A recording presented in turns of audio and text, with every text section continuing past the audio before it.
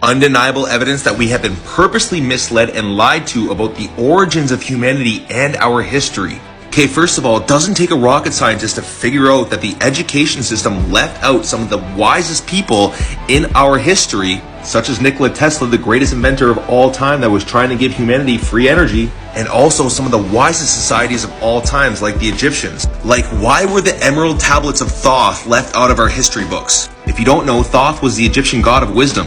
And he made the Emerald Tablets, which is 42 documents written in cryptic hermetic text. And they were also written on indestructible emerald green. These tablets quite literally contain wisdom that can unlock the secrets of the universe. And yeah, they claim that they were destroyed in a fire or something like that, even though they're indestructible. And I'm willing to bet that those, along with many other crucial documents that can prove the origins of humanity and our history, are chilling in the Vatican archives. Oh yeah, this is a good one. They also told us that slaves built the pyramids. So you're trying to tell me that slaves hauled a total of 6 million tons of stone, or 2.5 million individually precise cut stone, across the desert hundreds of miles.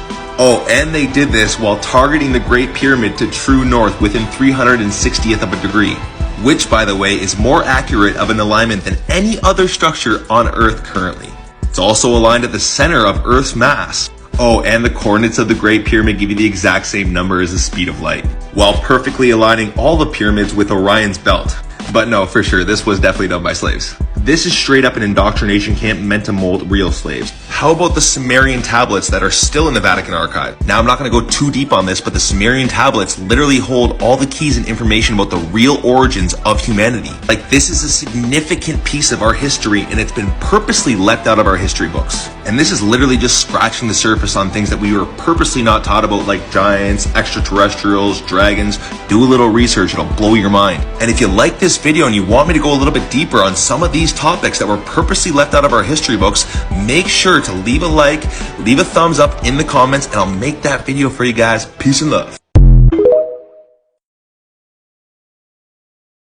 If you do not know the difference between the ancient Egyptian Ankh and the cross, then this video is going to blow your mind. Now, first off, we need to understand that the cross represents death. The whole story around the cross is a story of someone dying on it. The Ankh, on the other hand, represents life and eternal life. Now, the Ankh represents the merging of the masculine and the feminine energies. Now, the top represents the woman's womb, the womb of life, and the sides are the ovaries. The bottom represents the masculine energy, the seed of life. The top also represents the portal from the spiritual to the physical world. Women have been chosen by the Creator to be the portals between the spiritual realm and the physical realm. They are the only force powerful enough to navigate unborn spirits into this realm. So when the masculine and the feminine come together, it creates life. It is also known as the divine key and represents duality, spirituality, peace, and love. The Ankh also represents life force energy. Look at the similarities between the Ankh and Nikola Tesla's electrical oscillator.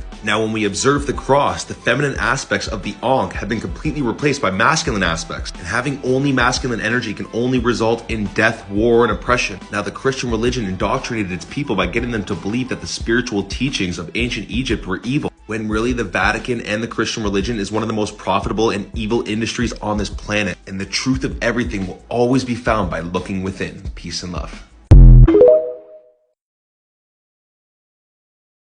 Overwhelming evidence that we are far from the most advanced civilization and that our history is nothing but a lie. Like, they really try to tell us that this temple in India, Kalisha's temple, was carved with a chisel. This was all one solid rock at one point, and it only took them 5 years. They really try to tell you that. Like, come on, man, what kind of technology did these people have? They also try to tell us that Lashan giant Buddha in China was carved with a chisel. Bro, look at the fucking detail here. Look how big this thing is. You really try to tell me that this was done with a chisel? I truly think that giants used to roam the earth and they were the ones that built these magnificent structures. Like, bro, giant doorways, giant footprints, iconography of giants, like giant skeletons, giant axes all over the world. And the technology used was probably only known by the elites. Let's also observe some of these statues from our ancient past. This is all made out of stone. How did they make it see-through? We can't do this shit.